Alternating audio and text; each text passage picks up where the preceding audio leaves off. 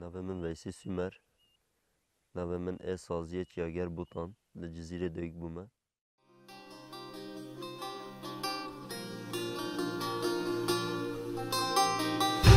Geriyam livaran min bexarabakaniyan evim birin çeman vegihan peravin behran evim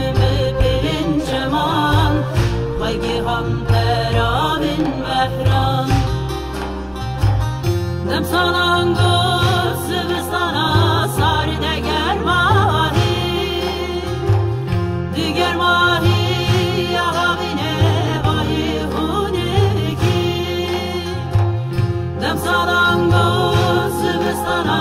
sarde germahi diger mahi yahavine vahi huneki dilumuna buharan her tümüş gibi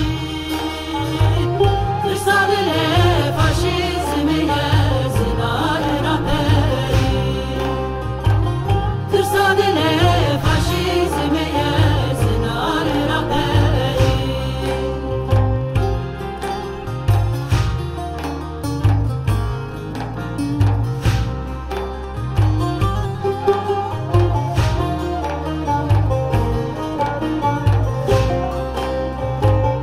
ev sorgulek vağı kudan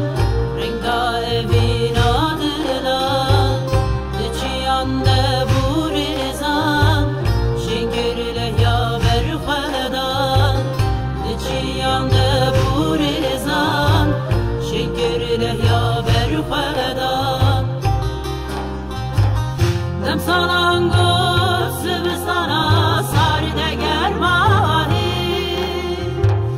diger mahi yahavine vahi huneki dem salango sivistana sarde germahi diger mahi yahavine vahi huneki dilumuna buharan her tümüş gibi fırsadile faşizmiye